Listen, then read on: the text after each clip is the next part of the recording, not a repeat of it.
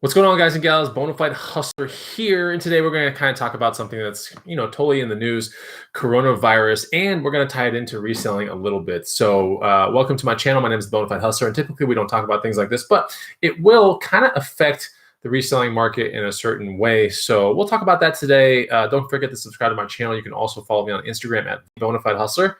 And today, we're going to be talking about coronavirus and how it might affect reselling. So I do want to talk about yesterday. And first of all, if you're joining here, please hit the like button and let me know if the audio is good. I'm going to make sure that the little, microphone's right here. Okay, so let's talk about yesterday. So yesterday there was a pretty big stock market crash, and we're pretty much at almost bear territory, which is not good. So that basically we're looking at, arguably some sort of like a depression in the but not in the rear view mirror, but basically like coming up. And yesterday was a really interesting day because being an X kind of day stock trader, you don't see days like yesterday very often at all. And so they are signals for a lot of interesting things. And that's what that's what I want to talk to you guys about today and how I think it's going to tie into reselling a little bit. So let's talk about the market woes real quick and, investor sentiment. And the general population of what's really going on when you see what happened yesterday, which was an over 2,000 point drop in the Dow.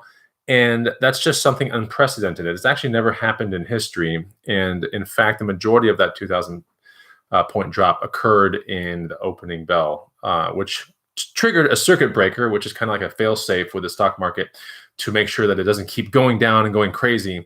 So it hits a circuit breaker, much like if there's enough power in a certain outlet in your house, it'll flip a breaker that's, somewhere in your garage or something like that. It's kind of like the same principle. And what causes a circuit breaker to go is typically something that's very volume oriented, a lot of selling, or it's typically a lot of selling. And it's something tied to panic typically. And what does that kind of mean? It means that people are taking their money out of the market, right? And they are bringing it closer to them, okay? Or they're investing it in other things like gold, or they're shorting the market, messing with options, things like that. But typically the normal kind of person that's just a regular investor is just kind of calling their money. They're taking their money to them and they're going, I'm going to chill out for a second and see how this thing kind of plays out. It also is a direct reflection for the public and how it views like the government action based upon coronavirus, which at this point, isn't exactly very positive. And some people are just like, maybe they're downplaying the real spread of this thing. Maybe they don't believe in how Trump is handling the situation. And so that could be one of the big things as well. So the signals from the stock market are certainly there, effective yesterday, effective many days next week. I mean, next week, but last week, there were many days that were really signaling a big drop kind of day. And I want to even say next week, there was a day that dropped like 900 points. So, I mean, there are pretty big signals out there. And the last time we saw signals like that was in 2008 and 2009 with the housing crisis, So, and those were basically really bad pools of, the housing market was basically this inflated where everybody was getting loans, even people that weren't qualified for them. And then when it came time to actually, pay these payments, the actual payments for these things, no one could afford these things. And so basically, these were very toxic securities. I think that was maybe Buffett that said that these are very toxic securities, and it led to a lot of there was no confidence in the market from investors at that point because they realized that this is terrible. And so in 2008 and 2009, there was a scenario much like what we're seeing yesterday. So yesterday, what we saw was a scenario where it is fear. It is not trusting maybe the government so much. There's concern about oil, and there was definitely concern about the spread of the virus worldwide and how is that going to affect the U.S. economy? Because a lot of companies are already, issuing statements like, on our next quarterly call, we are already forecasting 10 or 15% less revenue. They're already having people not work in offices, like Twitter, Facebook, lots of companies. Apple announced yesterday that, if you can work from home, don't go to the office. And that just basically means that productivity is not going to be as high either. Not to mention that the companies are worried that some of their workforce might be affected by this virus and some might actually not make it through. So investor confidence is very, very, very down. Someone is saying, Dapper Tiger says, even gold is unstable at the moment. I think gold was yesterday at 153 or something like that, which isn't too bad. I mean, but yeah, let's kind of talk about what people might do. Let's talk about the facts of the coronavirus. As you know, I probably know just as much as you do, but I have a little bit of insight from someone that I talked to this past weekend, which is kind of cool. She's one of my friends who's a actual scientist, and she's been a scientist since after college, and she's about 30 years old. So right around maybe 8 to 9 years or something like that, she's been a scientist. She's been working on gene things and replication things and DNA things, and then half of her company recently got transferred. They got pulled from their positions, and then half of the company got shipped off to California to work on the testing of coronavirus. Not even the actual vaccine or anything like that, but the testing of it, because there's so much going on. There's not enough tests, or not enough people to administer the tests, and maybe not enough tests. And so they have to build these things, right? So they shipped off half of the company that she works for over there, which she said, in her 9 or 10 years for working for that company, she's never seen anything like that. So it makes me wonder naturally. And I asked her a lot of questions that probably are in your mind. And so I want to go through some of those questions today, and not to really spark up fear or anything like that, but really kind of get a little bit more inside look from someone that knows about virus kind of stuff, and knows about how vaccines are kind of made.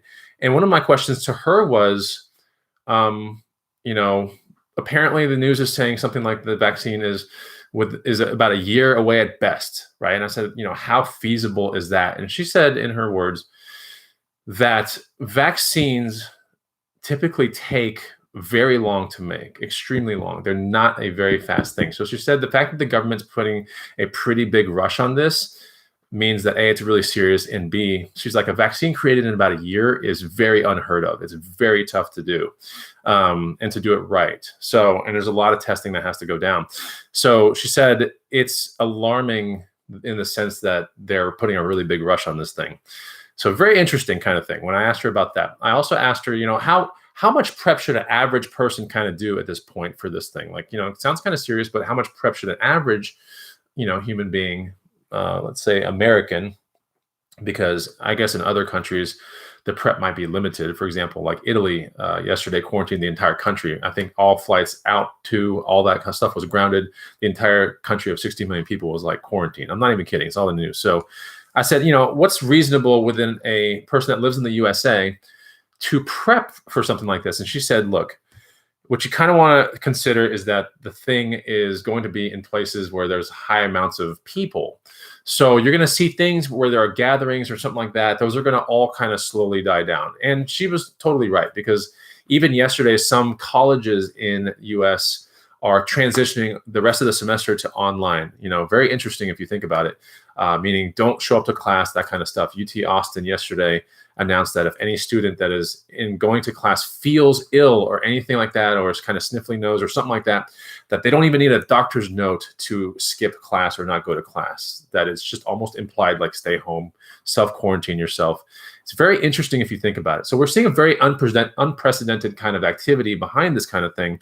So I was asking her about that, like, what's reasonable to prep? And she said, look, it's not unreasonable to think that places like even convenience stores and grocery markets are going to be very high risk kind of areas, and it's entirely possible that they might close down for an extended period of time. She said, you're not going to have to worry about power or water, but even going to a grocery store is going to be deemed kind of risky.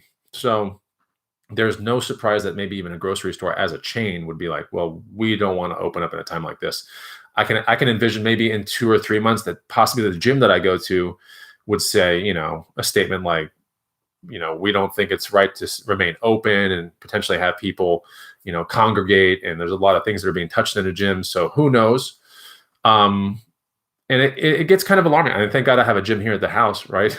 And I can still like kind of do my own thing at the house. But it's just these gatherings of people are kind of the place where you might not want to be. Now, there is some good news to this whole thing, and that is that apparently there's like a 98%, how do I say it? a 98% survival rate on people that are like 50 and below with no pre-existing respiratory conditions or something like that. So there's that. But yesterday on the news I was watching, it was pretty interesting, but I was on ABC News, and that is that there was a physician assistant in New York City who was like on this, not a ventilator, but he had tubes in his nose and he was like in a chair. You probably saw the same thing if you watched ABC News last night. The guy was like in a reclining bed at a hospital. He looked messed up. Okay. I'm not gonna lie. He looked super messed up, and he had tubes in his nose, which is probably oxygen. And he was saying, I have no pre-existing conditions. I'm 32 years old.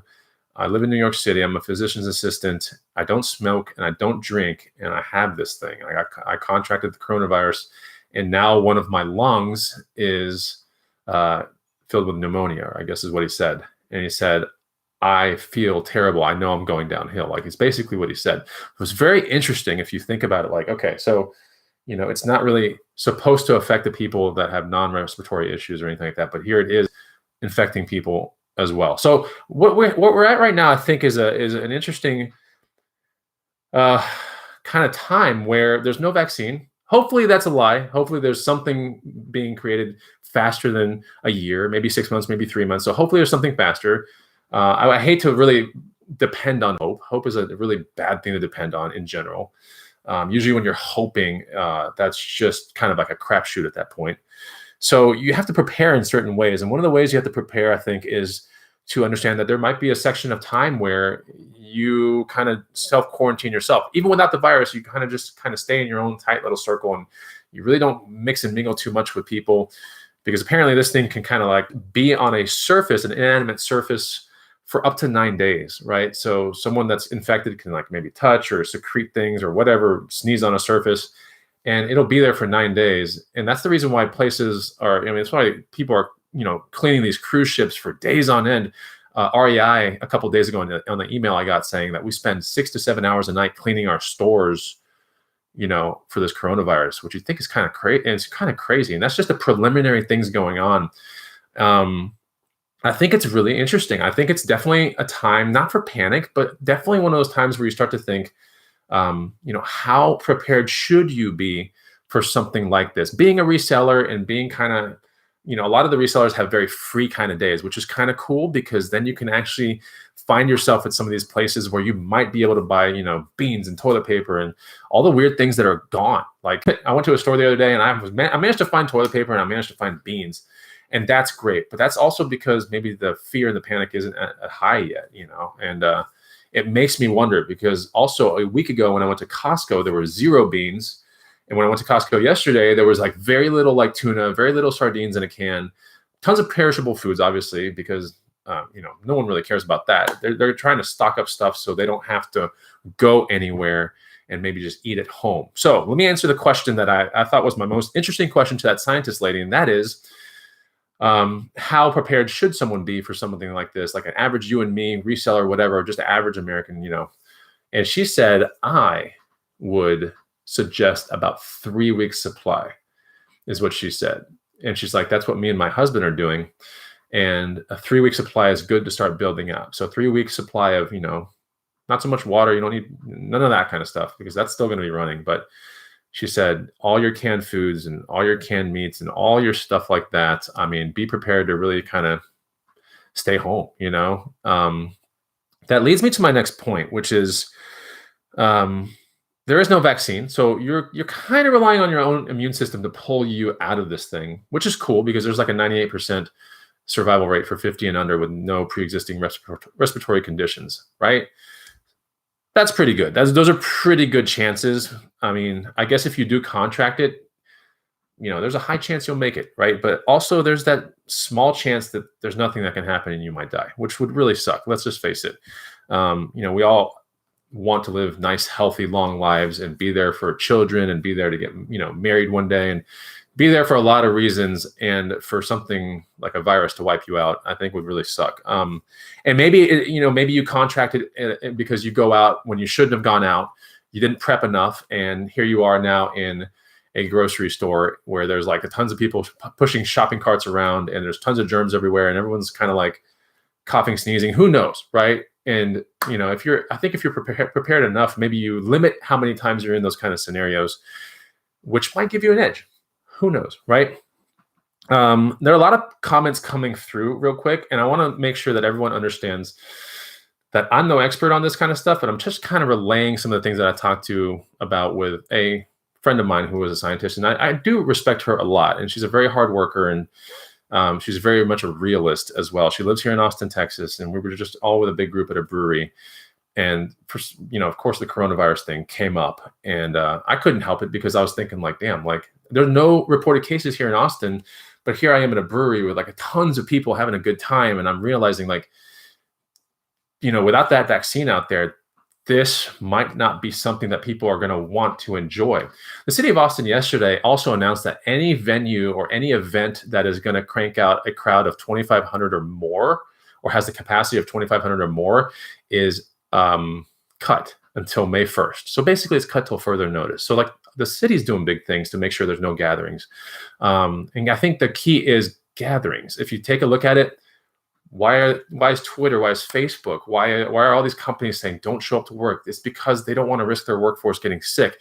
And they don't want to sit there and, if you don't have to deal with the chances of getting sick, like, why do it if you think about it? So gatherings are the big thing that you have to think about. Anywhere where people gather is going to be a risky situation, especially when it's here, okay, where it's in your hometown, for example. Because the CDC or the WHO said it's not a matter of if, all right? It's a matter of when it's coming. It's going to be here, right? It's going to be here. It's going to be real. It's going to be invisible. You won't be able to see it. So how scary is that if you think about it? There's this thing that you've been seeing on the news the entire time, and it's finally in your hometown. It's coming, like, and now you're up against the numbers of survival versus no vaccine. I don't know. It's kind of scary. I would like to think I'm a very healthy individual, but I also have asthma. I have slight asthma. Like, where does that put me in the numbers, for example? What does that do for me? And I don't want to be in that scenario. I don't want to be in that kind of like, ooh, maybe if I just prepped a little bit more, I wouldn't have to like go out with a mask to the grocery store, for example.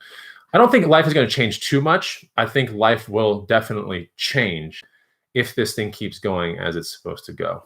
People, there's some people saying it's such a big deal, and it's, and correct me if I'm wrong in the feed, by the way, but that the virus per 1,000 actually kills more than the flu. So maybe I'm wrong, okay? But maybe I read that stat correctly, that it's killing maybe 3 times more than the flu per 1,000. Could be totally wrong. Yesterday on the news, also a 7-year-old somewhere in the country got infected. So, it's not like it's picking any sort of like gender, race or anything like that. This thing is just everywhere. And if you took a look at the pictures from the news yesterday with the cruise ships docking in San Francisco, I mean, it looks like a scene from a movie. There are tents at the cruise ship terminal. They're like full-blown people like in suits, and like 20 ambulances like ready to go to take the infected out of the cruise ship. Actually, I think they quarantined the whole ship, but there were definitely like 21 or 26 people that were like for sure had the virus, and then 46 suspected or something like that. And those 21 were being whisked away in these ambulances to 4 different Air Force bases in the country, full-blown quarantine, everything. So I think it's a really serious kind of thing.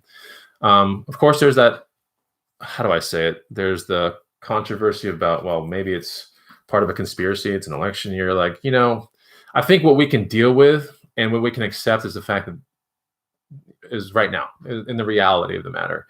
And the reality of the matter is that you're seeing evidence on both sides that this could be something very serious. The stock market's showing it for sure. I mean, there's no doubt about it that the stock market is showing signs of like investors are like not happy, and that people with money don't believe Trump has a plan. Sorry if you can hear my dogs. Yeah, so some people are saying, this guy Craigslist saying the 5% death rate in Italy as of today. It's pretty crazy. I think roundabout about 100 people are dying a day in Italy. So it's not, super crazy when you take a look at the population being 60 million. But the question is, do you want to play with those kind of numbers, So if you're watching this channel, don't forget to subscribe. We usually don't talk about this kind of stuff. Okay, we talk about reselling and making money and like going to garage sales and having fun and all that kind of stuff. And going to thrift stores and selling stuff on, eBay and Amazon, things like that. Let's talk about some other things. Let's kind of switch it up a little bit. Like where, if you were to invest some of your money in somewhere, like where would you kind of do it? Um, so I don't know. Like this is just a pure theory at this point. But when people are home, you have to start thinking about what do people do when they're home. Let's say they don't want to go to the stores and everything like that. They bought all their toilet paper. They bought all their hand sanitizer. They bought everything that they need. What are they going to do? And this is the kind of things you have to think as an investor. If you want to go into the stock market in a precarious kind of time, sometimes there are ways to make money. And it's in the weird things like, what do people do when they're home all day long and they don't want to get around gatherings and people? Well, the subscription services are probably going to go up, I would think. So Netflix, Disney, on demand, whatever, anything tied to these kind of things will probably go up, I would think. So think about all those, services that are publicly traded companies, and perhaps look into maybe doing some basic technical analysis on the chart and looking like, hey, maybe I can get an entry point here, risk a little bit of money in case it really goes down, but then maybe I can get a really big amount of upside on, I don't know, Netflix, Hulu, whatever's publicly traded out there. Just never know, right? They're going to watch TV. People are saying they watch TV. They kind of do things like that. They're going to kind of sit at home and they're going to do things. I know for sure that this thing is like super, super like all over Austin, Texas. Like I'm not going to want to go to the gym. I'm going to want to probably work out at my house. I'll watch TV. Thank God I'm a creator and I can build stuff here, on camera and on YouTube. But I'm going to be thinking about things like that. I'm going to be thinking like, every time I have to go to the store, I'm going to be at risk, which would suck. And so I'll probably, get into a subscription service or two, which I'm part of Amazon Prime and I'm part of the other ones. And Amazon Prime, another thing that will probably be, I know that they took a big hit the other day, but something that people might look into, because as you are a member of Amazon Prime, you also get to be a member of their like video service, which is kind of cool.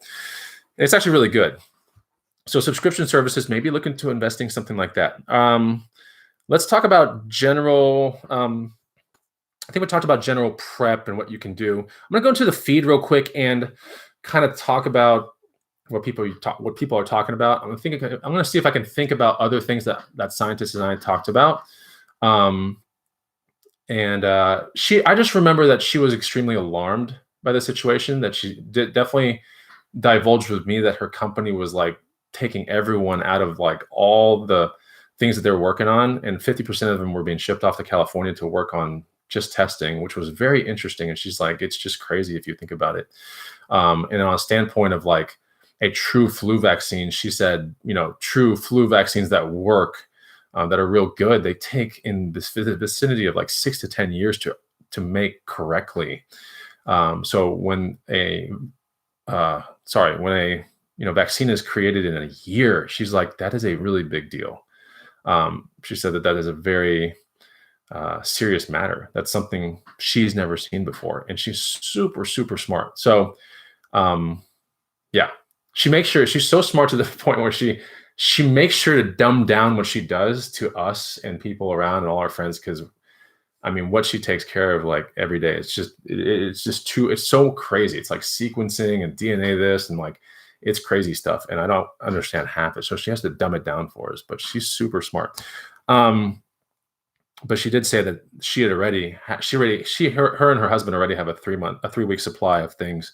So who knows? Just an advisory kind of thing. I know that I went yesterday to the store and I found, I wouldn't say everything I wanted, but I definitely found beans, which is very important. So just so you guys know, if you combine beans and rice, typically you get an amino acid profile that's pretty good enough to survive. Okay.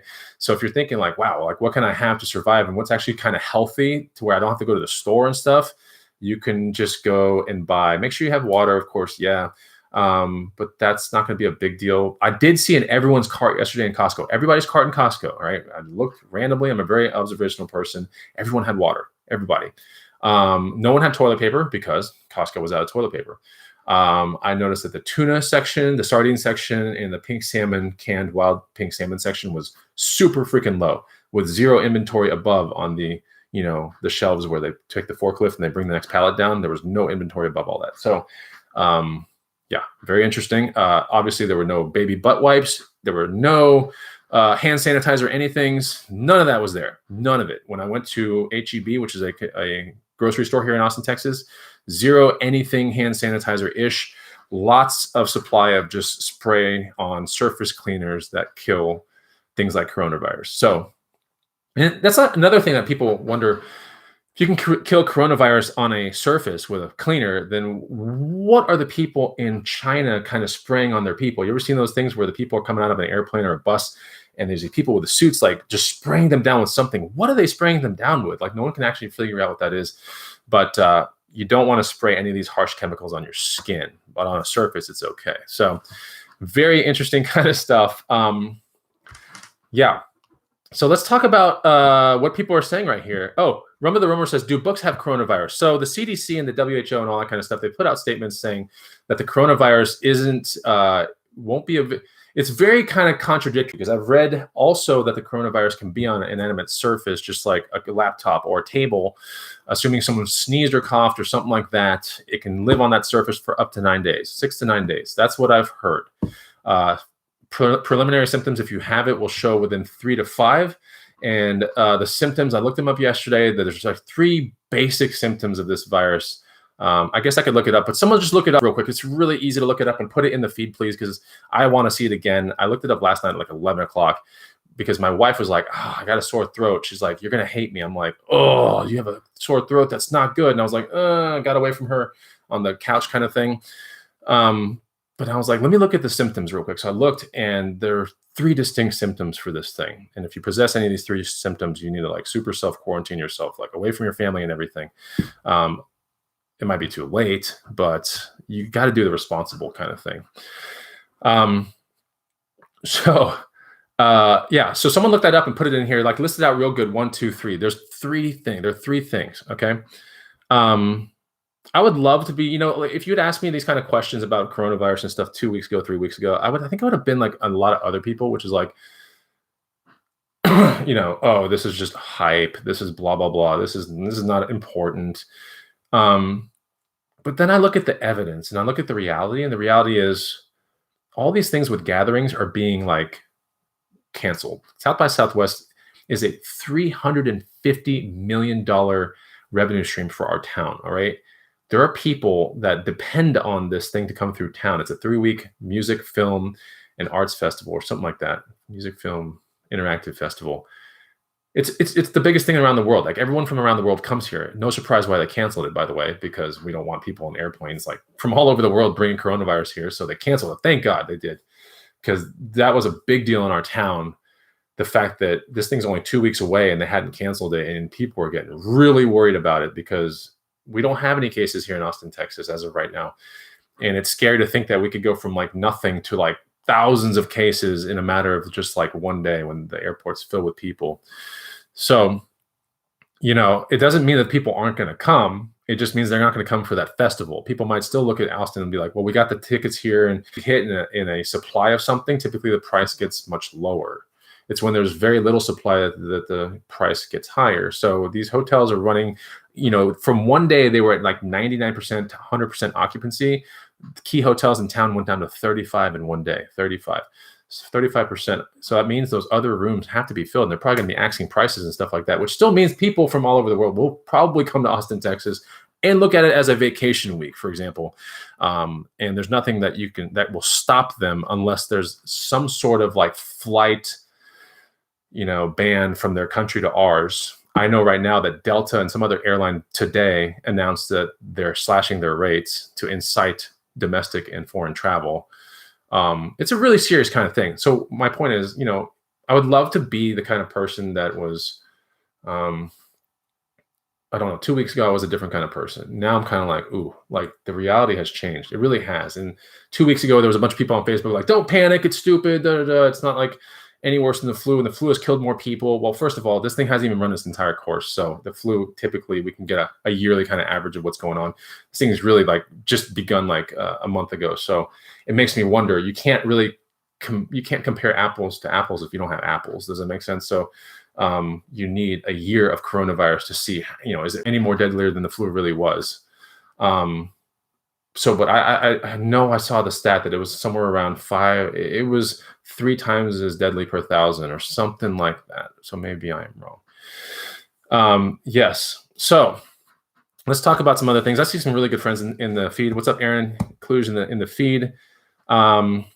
Yeah, and Craigslist says Alex Jones has been sounding the alarm since January. This is what woke me up early. Yeah, there's nothing wrong with being a prepper, guys. Okay, a prepper is made fun of until it's time, right? And I can honestly think now might be kind of time to think, hey, get a little stash going on. There's nothing wrong with it, especially if it's in the kind of foods that you would eat anyway.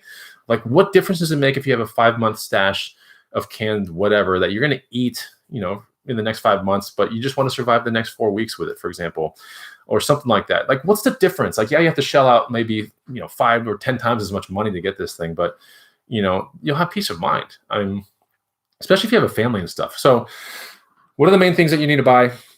As I've seen out there, I am buying rice and beans, olive oil, things like that. You want to get a really good fat kind of base in there. You can make a lot of good things with rice and beans, and in a time of emergency, with the right kind of sauce or something like that, you can make some pretty good dishes. And it's okay, I think, when everyone's kind of fearing something. I don't think it's going to be the time to be like, well, I want a different meal for breakfast, lunch, dinner, my snacks. Like, I think that kind of mentality should be the last thing people think about, and the first thing people think about are like, does my neighbor have it? Be careful where you play, kids, those kind of things. Don't go to the playground, touch things, stay right in front of the house. You have to be thinking things like that. I hope I am overreacting. I really do. Because that's the best thing. The media is so good at that, to make you overreact. But usually when the media makes you overreact, nothing else follows, especially the stock market, for example, right? Especially Facebook and Twitter and all these big companies like in town. Indeed, for example, here in Austin, Texas, really big company. And Apple, really big company in town, saying, don't go to the office. Like, it's a little weird, It's a little weird. So, yeah. So I want to go into the feed, and it's okay if you don't agree with me, but I mean, no one has to agree with me whatsoever. I have conflicting thoughts about how prepped I want to be, but I know that I'm also a realist, and I don't want to die, basically. So, yeah, it's just interesting. And then, like, here in Austin, Texas, there are a lot of things out of stock. It's just the way it is right now. So, yeah. No, the interesting thing about so Simply Dana says Bonafide Hustler's 3.4% mortality rate per the WHO, which is the flu influenza kills 1%. So yeah, I was about right, 3%. Retro Favorite says, hey, Bonafide, you take really good care of yourself, so your immune system is better than most. I hope so, all right?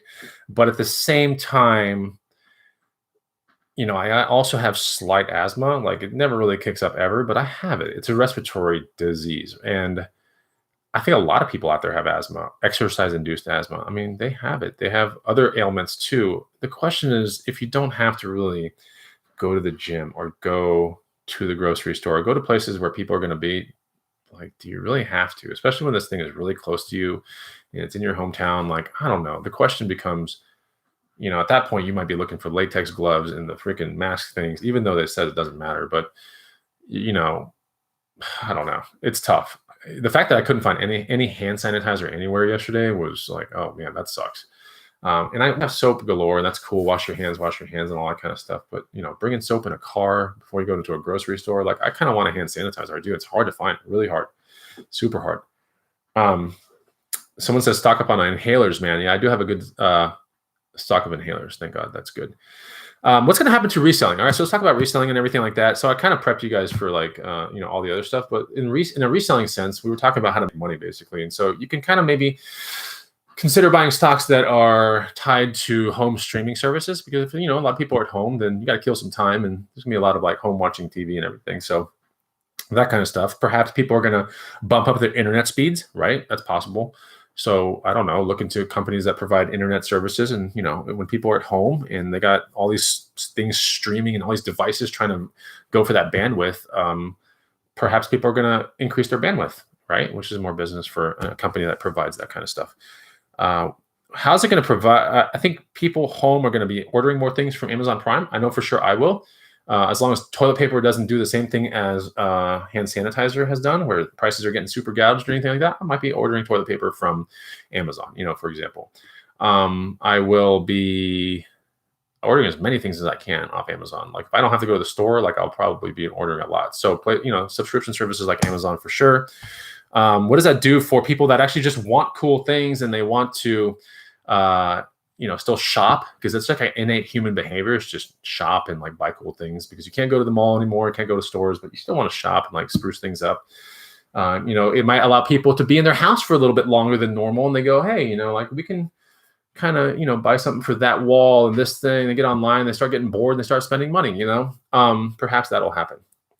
And I'd also like to think that in a time of when people are kind of down, that I'm trying to think where I'm going with this statement, but I think people are going to, because of yesterday's stock market crash, right? I think people are going to definitely trade down in a bear market, in a recession. It's not definitely they do, it's proven.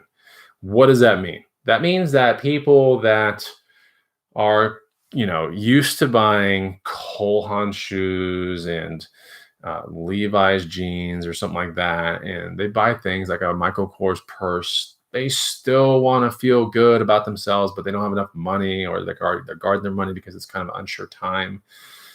So they end up buying, Steve Madden shoes. They buy used Cole Haans. They buy used Michael Kors purses and stuff like that, or barely used, that are on secondhand markets like eBay. So I think that's going to be a great thing for resellers, because get all your inventory listed. People still shop in times of, weird times. When I was a reseller in the last recession, 2008, 2009, did really well. People were looking for cool used goods and they didn't want to spend market prices anymore. New market prices. They were down to trade down and get something used and get something that's slightly used, for example. And that's okay. There's nothing wrong with that. But in a actual recession, trading down is extremely common. That's just a thing that people do. People don't want to, the thought of changing up their life too much is too scary. So they kind of want to run the same kind of lifestyle, but they realize, got to guard the money a little bit too, right, in a recession. So trading down is absolutely something that's going to happen. And people do go to eBay and they will be on Amazon looking for things.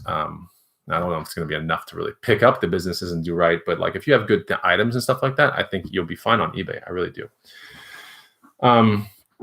Craigslist says, will people be afraid to buy on eBay or Amazon because of possible contamination through mail? So apparently, like if you buy something from China, the WHO and the CDC have said that, it can't survive long on boxes at all. So that there's really no risk on that.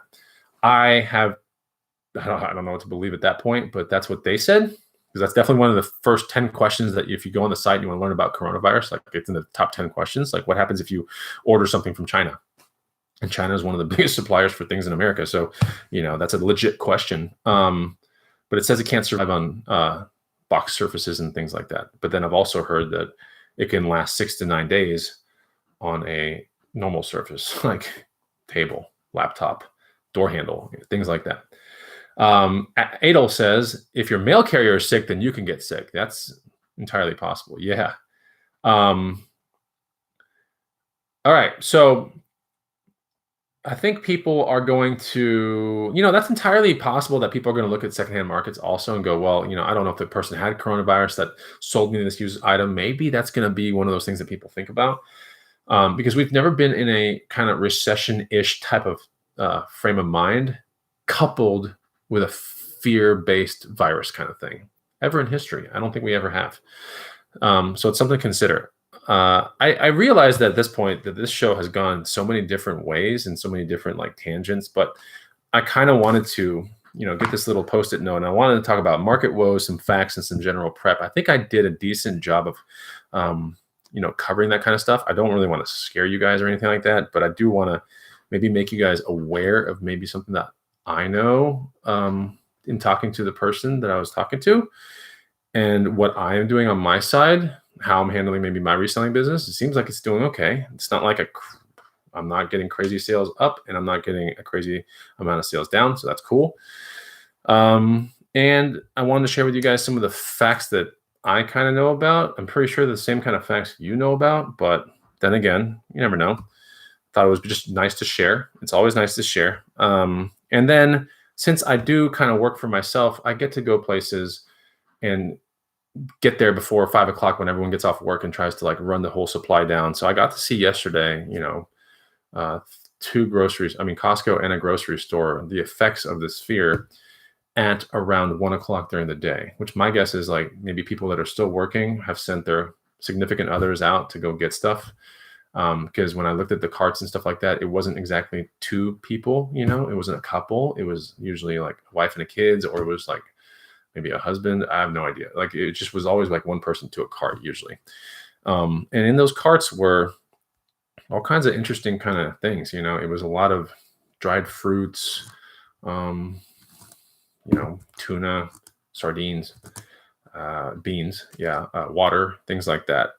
So makes you kind of think a little bit. So yeah, there's probably fear-based panic, whatever. But who knows? At this time, I'm like, ooh, it would have been really nice like 10 years ago to buy some land outside of Austin, Texas, and built a little house on it and everything like that, and just not doomsday prep, but have some place as a refuge to go that has plenty of land around it. But we'll see. Hopefully everything's going to be good. Hopefully my immune system's awesome. So if this coronavirus wants to come my way, then hopefully I can defeat it and be fine. Because like I said, it's a 98% survival rate for people under 50.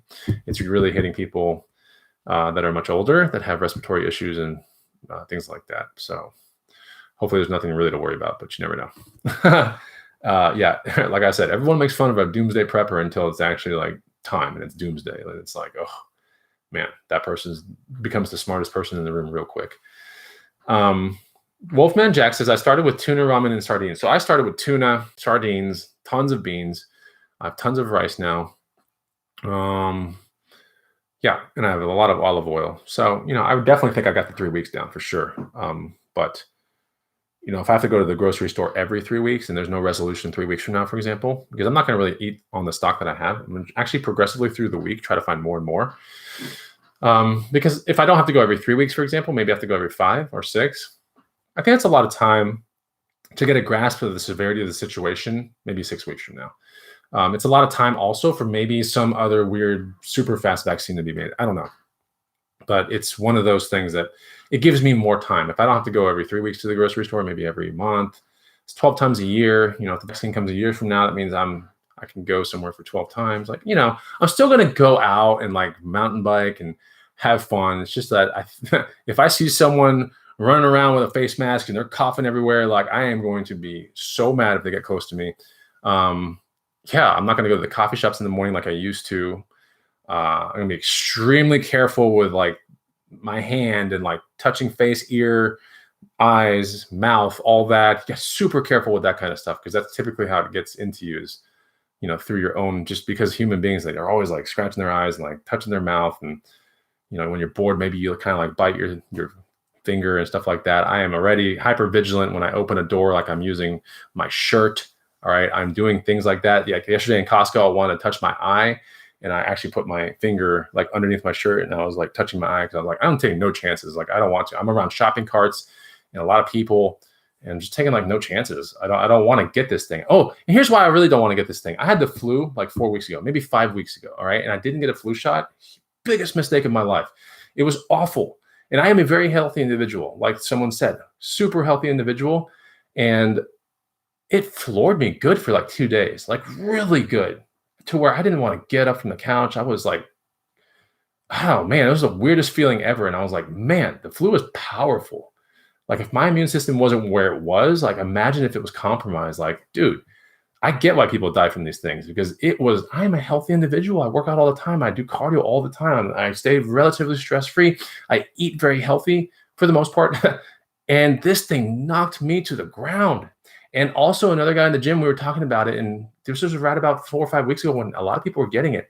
And the guy at the gym, healthy dude, everything. He's always in the gym, everything. He got the flu after I did, because I didn't see him in the gym for like 4 days, 5 days. I'm like, where have you been? He's like, I got the flu. And I was like, so? And he's like, dude, it was awful. It was horrible.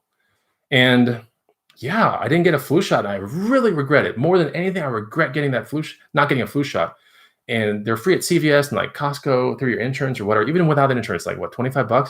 Totally regret it. When I went to the doctor's office and everything, to get swabbed for the flu, which is super painful, by the way, because they stick this thing up your nose, and it's so excruciating. So they take a swab of the mouth and they stick something on your nose, and you literally just want to punch, like, reaction, like boom, like stop doing that, But I remember I got my results back within a day or two, and I was positive for flu B, maybe, I don't know.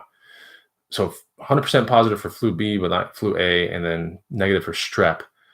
And they were like, all right, so here's like your course of antibiotics, which didn't do anything really, but they're like, it'll reduce some of the stuff. But I remember asking him this question. I was like, so how many times have you got the flu, you guys? Because this thing is like everywhere, like, right? They're like, yeah, we've seen so many people, thousands of people that have the flu. And we got our flu shots back in October and we haven't got it yet.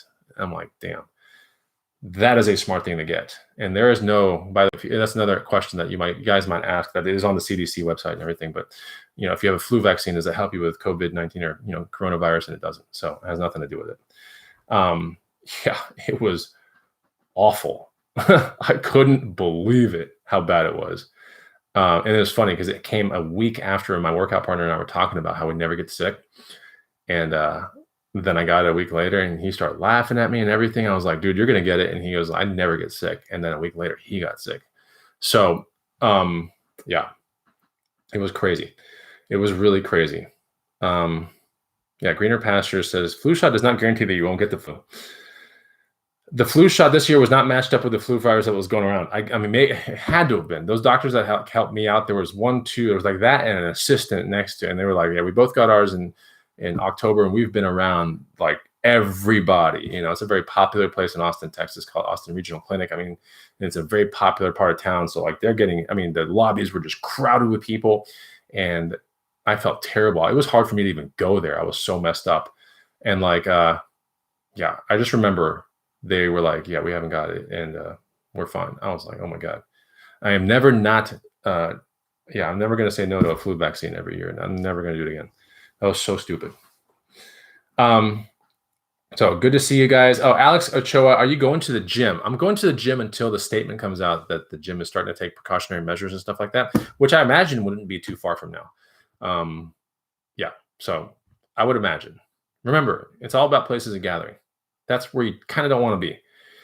And the gym is definitely a big place for the gathering. So I'm going to have to either make my own decision, like stop going until we can see more of this story evolve, or I'm going to wait for the notice that they say like, hey, we're going to kind of not, we're going to shut the gym down in a couple of days because it's not worth the risk for anybody.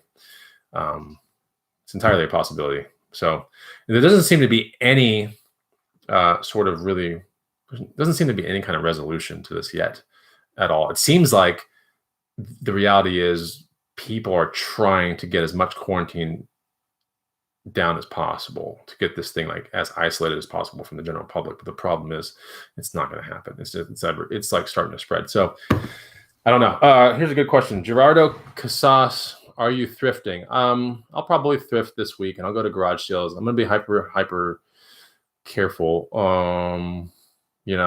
I am. I mean, I'm just going to be, I don't know. That's a really good question, because resellers go to thrift stores and stuff like that. Gosh, I think if I had some hand sanitizer, I'd feel a lot more comfortable with everywhere I went. The good thing is in most bathrooms, wherever you go, hand sanitizer is still there, hand soap, so that's good. But at some point, I think that will run out. So you got to be thinking on those kind of lines, everything's a risk at this point. So Angela Connor says, just live your life. This is based out of fear. I hope it is, Angela. I really do. Almost everyone recovers who ends up getting it. You're right, about 98% recovery rate. Only the elderly are going to be really at risk. So cool. I think you're 100% right. 100. What scared me was that news thing last night. I'm not going to lie. Like that healthy looking physician assistant that was talking on ABC News. And he was like, I have no pre-existing conditions, and he said, no pre-existing conditions. He was all like, had tubes in his nose and everything. I don't smoke and I don't drink. And one of my lungs is now filled with pneumonia. He's like, I'm deteriorating for sure. I know it. So yeah. And you could tell you could tell he was scared. I mean, it was a little bit more of a disturbing thing. Like, because when I see the news and I see people like in stretchers and they got like the bubble all over them, typically coming from the nursing homes and things like that. So I get it. But when I saw that a healthy individual that was 32 years old and he was talking on the news, like that kind of got me a little bit. It got me thinking a little bit. Like, okay, I don't know. I don't want to be in that scenario. One important thing is not to touch your face. Yeah.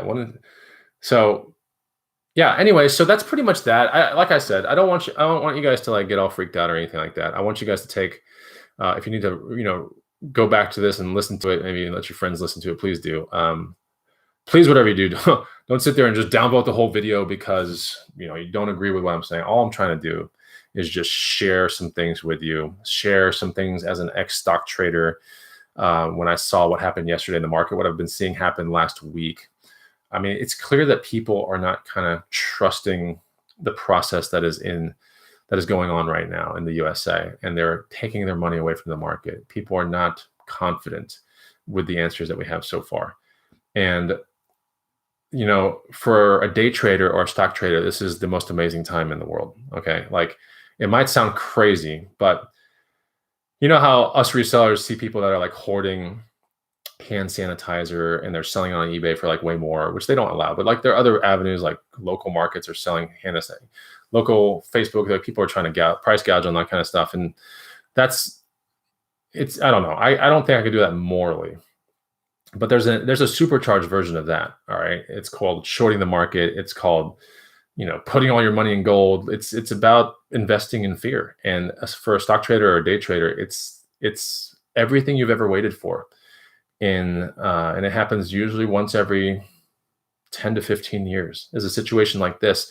And the crazy part is it actually makes people a lot of money, a lot. And I'm not talking resellers. I'm talking about people that know how to play the signs and know technical chart analysis. There are some very smart individuals that have been waiting for this time right now.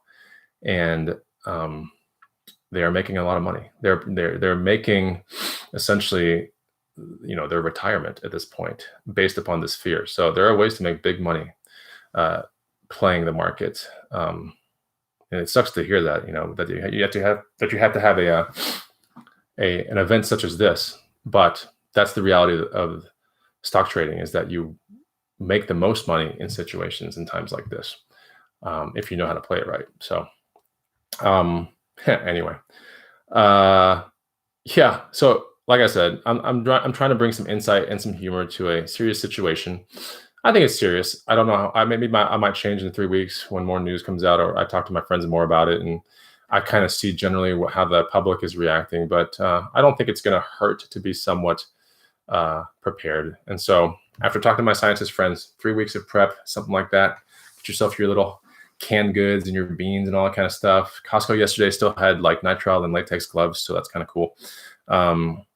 But yeah, I think for people that work from home or they work for themselves, that you have an edge, because you can go to these grocery stores repeatedly throughout the day when some people can't, and you can go to places like Costco and Sam's, and you can wait for that like shipment of something very important to come through, and you can get your hands on a whole bunch of it, and then you can go home and just chill and build a little stockpile up. There's nothing wrong with that, guys. There's nothing wrong with having a 3-week supply or 4-week supply of food that might help you survive in a sense. If you do get this virus, there's nothing wrong with preparing at all. So don't let anyone kind of talk you out of it. Don't let anyone scare you into it. But there's nothing wrong if you decide to make the decision to do it, especially if you have kiddos and things like that. I was talking to one of my friends yesterday who has kiddos, and she's like, as soon as this gets to school level, she's like, I'm not sending my kids to school. She's like, no way. I'm not taking a chance. There's absolutely no way I will even put my kids around any sort of gatherings or anything like that. There's no way. I was like, I get it, So, and I was telling her yesterday, I was like, you might want to prep a little bit, because from what I can see in the stock market, it doesn't look really good. And so that's usually the sign of like massive panic. But it hasn't translated to a local level yet here in Austin, Texas, but I can see the signs of it. That's what's crazy. I can see it. So, yeah, we'll see. I hope you guys enjoyed the video. I didn't read too many things out of the comments. I'll read a couple things right here. So Frank Garza says, listen to doctors and scientists, not the news. Yeah. So I listened to, scientist friend, and I think she was very insightful. I asked her a lot of questions. So, um, yeah. And there's some people in the feed that are saying like, oh, it's a bunch of BS. Like, don't worry about it. You'll be fine. Like, I hope so. I really do. G Jasso says, I don't have any kids, but honestly, I'm scared for my school age nephews and nieces. I mean, there's, you know, there's, hold on real quick. There's all kinds of stuff that you have to consider, and there's nothing wrong with making choices that, ensures the survival of the closest ones to you. There's nothing wrong with that. And if someone makes fun of you for being a little overly whatever, so what? You love your kids. So what? You love your husband. You love your wife. You love your significant other. So what? You want to be a little bit prepared. There's nothing wrong with that. Nothing wrong with that at all.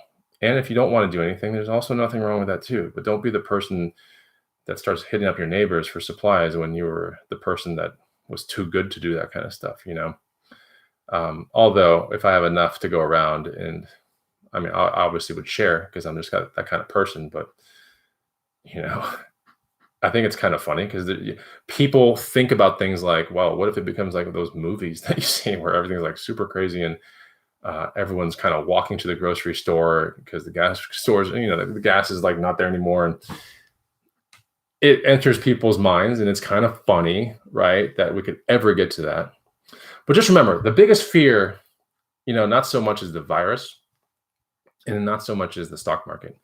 It's what human beings do when they're pinned in a corner. That's the one thing you should remember out of this entire show, is what human beings do when they're pinned in a corner with no supplies in a time of intense desperation.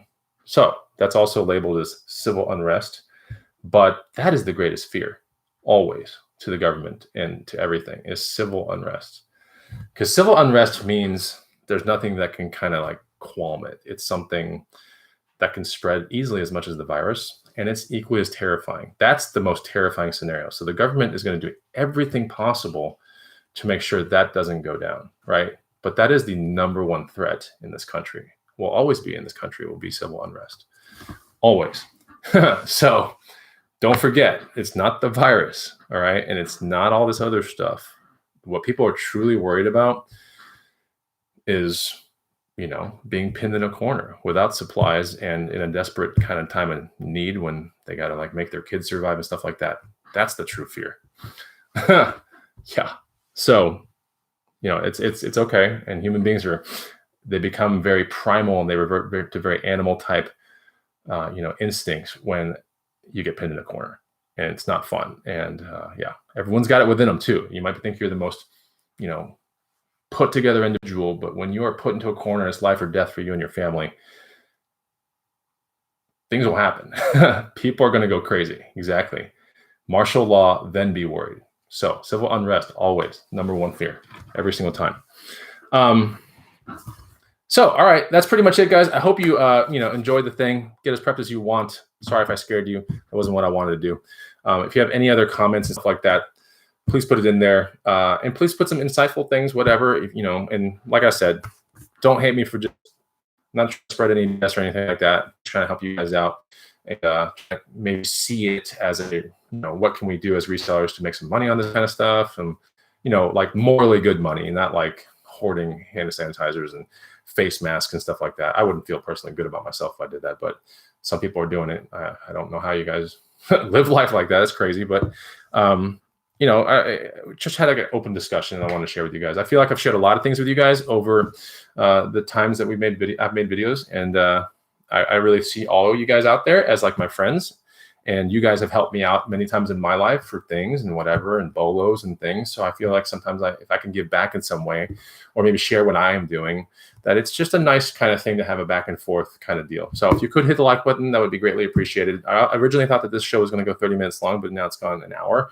It just kind of shows you that, we just talk about kind of that kind of stuff. And if you want maybe another show in 3 weeks or something like that, I have a tendency to talk to a lot of kind of people about it. I talk to people that are like semi-qualified, qualified, people that are registrars, and I talk to a lot of people, and I try to get into like CDC, the WHO behind the scenes. I take a look at like all these things, and I formulate basically my own action plan based upon that, or what my belief will be, and I try to share it. And that's all I'm trying to do on the show. The reality is that there might be some validity to this, and I don't want anyone else out there to, if it motivates someone to maybe build a little stockpile of stuff, and they feel just a little bit better about them and their families, then that's good. At least I've shared that comfort, and if it makes someone aware of something and they invest in, that'd be cool too. I would totally do it. Thanks a lot, guys. Take it easy.